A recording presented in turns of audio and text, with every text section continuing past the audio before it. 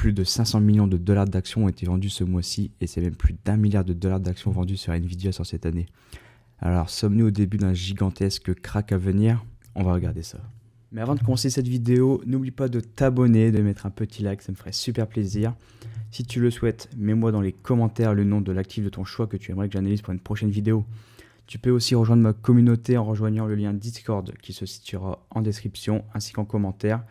Et tu pourras venir partager avec moi et d'autres traders investisseurs, ainsi que retrouver énormément de ressources pour t'aider dans ton trading et même t'améliorer si possible. Allez, c'est parti. Alors, la news vient de tomber aujourd'hui, mais de toute manière, c'est visible publiquement. Donc, par exemple, vous pouvez utiliser le site FinFiz, donc, qui est très complet pour le secteur américain, donc pour la bourse, donc pour retrouver tout ce qui est SP500, Nasdaq. Et par exemple, si vous choisissez d'aller sur Nvidia, donc Nvidia, on va refaire la manip ensemble. Vous avez accès du coup aux résultats financiers, aux ratios financiers, résultats, les recommandations, toutes les news. Et en continuant de descendre, vous pouvez donc voir le trading d'insider. Et vous pouvez constater du coup qu'on était déjà au courant un peu de tout ce qui se passait en interne chez Nvidia. Et cette news vient de tomber, donc c'est quand même quelque chose de très important. C'est ce mois-ci déjà plus de 500 millions de dollars de vendus chez les insiders Nvidia. Donc on peut penser que ça va être très mal vu, mais il faut remettre quand même les choses dans son contexte.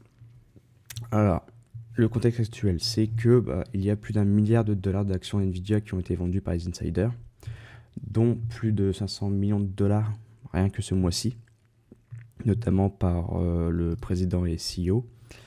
Mais cependant, ces ventes restent dans le cadre d'un plan automatique qui est le 10B5-1. Donc c'est tout simplement un cadre légal américain qui va permettre aux insiders de pouvoir vendre en toute légalité. Donc en fait, ça leur permet en fait d'éviter d'être accusés de délit d'initié et de se protéger en organisant à l'avance leur vente. C'est-à-dire que par exemple, le CEO de Nvidia crée un plan 10B5-1, on va dire le 1er janvier 2025. Il va dire d'accord. Là, ce que je veux, c'est que dès que Nvidia dépasse les 150 dollars, tous les mois, je vendrai 50 000 actions. Dès le 1er avril, par exemple. C'est-à-dire que même si avant cette date, il apprend une mauvaise nouvelle ou que les chiffres sont pas bons chez Nvidia, il ne peut pas changer sa parole. Le contrat n'est pas modifiable, sauf sous des exceptions très très strictes, mais c'est particulier. Et du coup, il est protégé juridiquement de toute accusation. Donc ces ventes se font sous ce cadre légal, donc c'est-à-dire que ces ventes ont déjà été préparées à l'avance et personne ne pouvait s'attendre à ce que Nvidia soit au prix actuel aujourd'hui. Donc ça permet de rendre du coup les ventes plus prévisibles et moins suspectes et forcément de garder la confiance des investisseurs. Une chose importante également, c'est que, alors je ne sais pas où je vais pouvoir retrouver la news, mais le CEO conserve tout de même encore 75 millions d'actions, dont, non pas dont, mais c'est 75 millions d'actions, et possède également via des trusts, à peu près 800 millions de dollars d'actions Nvidia via des trusts. Donc ça montre tout de même qu'il reste quand même aligné sur le long terme avec Nvidia. Et à mon humble avis, je ne pense pas que ces ventes vont impacter fortement Nvidia à long terme. Cependant, peut-être qu'à court terme, le marché va se mettre un petit peu à paniquer, à se demander ce qui se passe. Mais en tout cas, c'est pas du tout ce qu'on voit sur le marché actuellement. Donc Nvidia avait été chercher un nouvel ATH après avoir été justement fait sa petite correction. Donc une correction qui reste saine dans une tendance haussière. On peut même envisager de tracer notre Fibonacci. Et du coup, vous pouvez voir que tout le long de la montée, nos supports ont été cherchés avec ces moyennes mobiles. On est venu structurer d'ailleurs avec des rebonds sur les moyennes mobiles. Encore une fois ici sur la moyenne mobile rapide EMA 13. On a eu une petite consolidation ici, donc on a eu une première fois un petit M qui s'est dessiné, qui a marqué tout de même une petite pause dans cette tendance haussière. Mais le marché derrière est venu du coup chercher support, recréer un petit high ici, donc qui est tout simplement cette reload zone à court terme. Donc ici entre les 0,618 et 0,786. Il est fort probable qu'on puisse même y retrouver potentiellement quelque chose de très intéressant pour les traders. Hop. Donc voilà, on est revenu sur cette zone-là, donc la fameuse reload zone. On voit que le marché derrière est venu créer de la divergence baissière tout le long de la montée. Donc comme quoi cette tendance commençait à s'essouffler et à perdre de la force. On est venu confirmer cette divergence par ici, le marché consolide fortement. On y voit même une structure baissière qui se confirme ensuite après avoir confirmé sa divergence. Et le marché s'est mis ensuite à littéralement chuter tout le long. On peut même tracer potentiellement, voilà, pour les traders, pour se faire un objectif de sortie. Donc on peut tracer tout simplement les 0,5% qui reste un objectif très humble de retracement qui se situe juste ici. L'idéal pour les traders est de viser au minimum quand même un 2,1 de ratio. Donc je risque 100$, j'ai un potentiel gain de 200$. Donc comme on le voit ici, on a un ratio de 1,76, donc je pense pas que ça aurait été très très intéressant de prendre ce genre de trade. Mais en tout cas, le marché derrière a dégringolé en suivant tout de même ces petites règles d'analyse assez simples. On est revenu derrière en reload zone, on recrée de la divergence, pas du tout même, effectivement pas du tout. En tout cas, si on peut voir quand même une divergence ici, donc alors pas ici entre ces deux plus bas là, mais ici avec, voilà, on peut dessiner ce genre de M comme ça, tac. Je vais changer la couleur. On a une cassure ici de la neckline, on confirme la divergence ici. Donc à ce moment-là, et le marché derrière décide de repartir à la hausse. On va remettre notre vue weekly. Hop.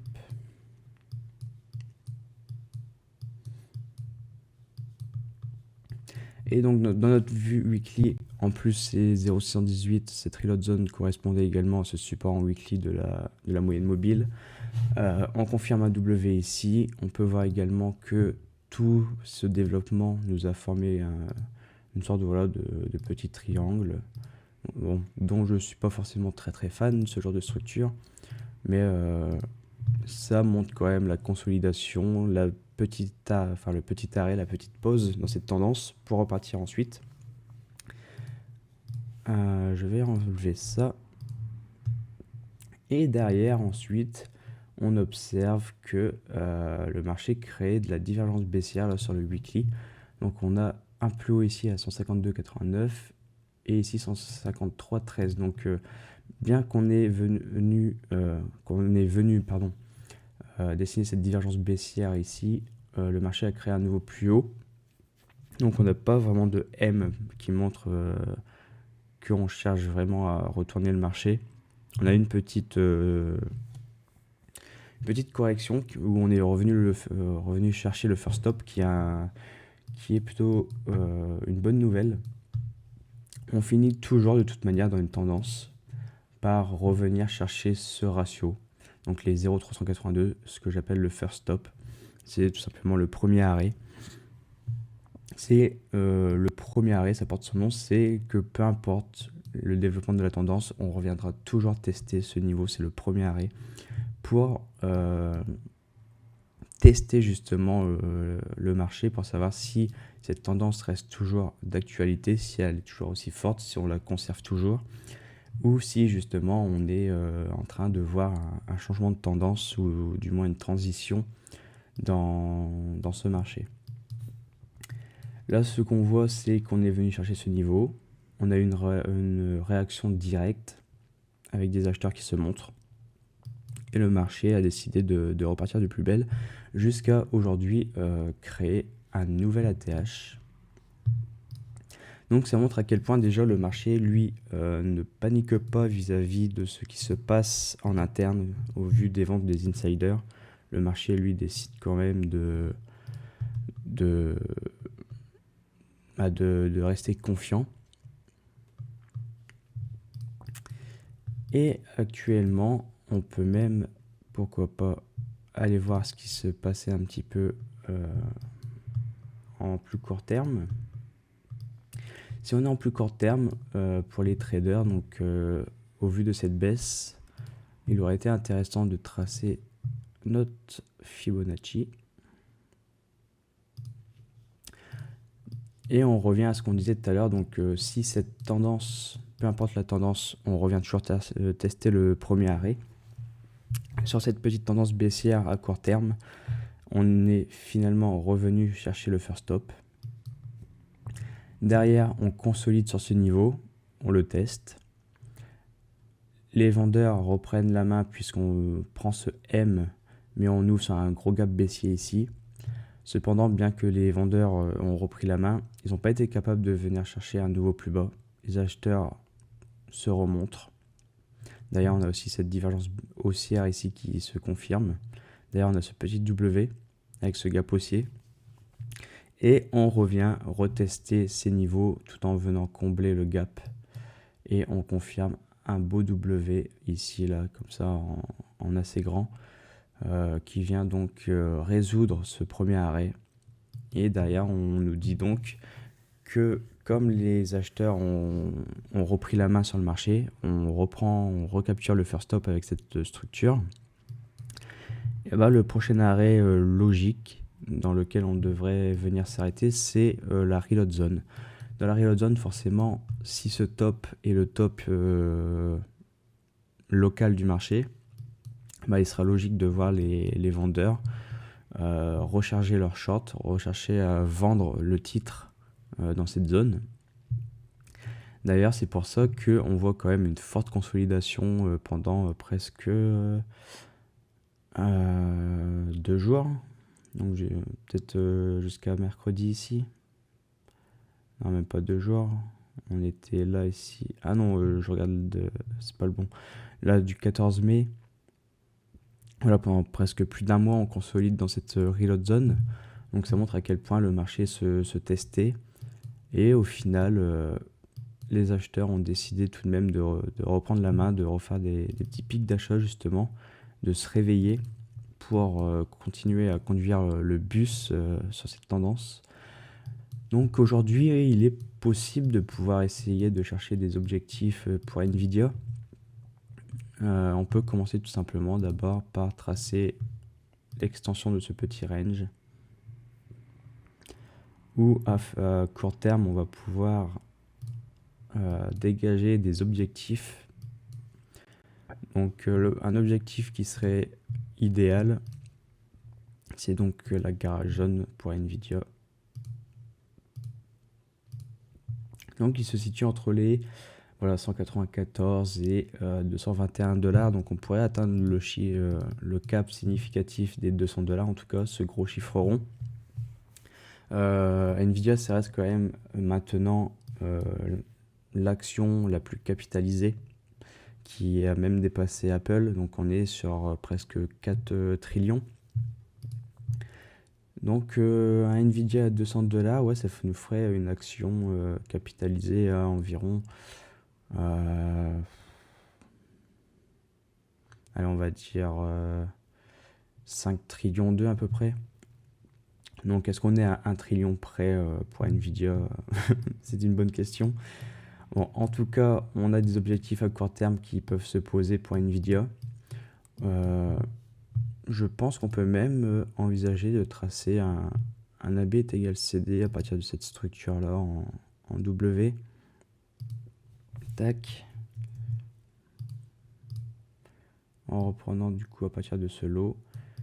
Un objectif qui nous mène voilà, avec une confluence à 180 $ avec les 1,44.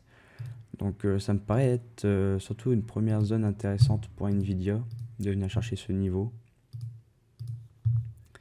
Tac. Donc en tout cas à très court terme, on a des niveaux qui se dessinent avec des bonnes confluences. Bon, je pense que dans un premier temps, Nvidia à 180 $, premier gros objectif, c'est déjà une bonne chose. Ensuite, on peut potentiellement même dégager des objectifs un peu plus gros. Tac. Par exemple, on peut aussi également tracer depuis ce W le Biwabic que j'apprécie énormément. Donc comme vous voyez, on retrouve les 2,54. Donc on est venu chercher ce niveau pile poil à ce moment où on consolide dessus. Le marché décide ensuite de partir à la hausse.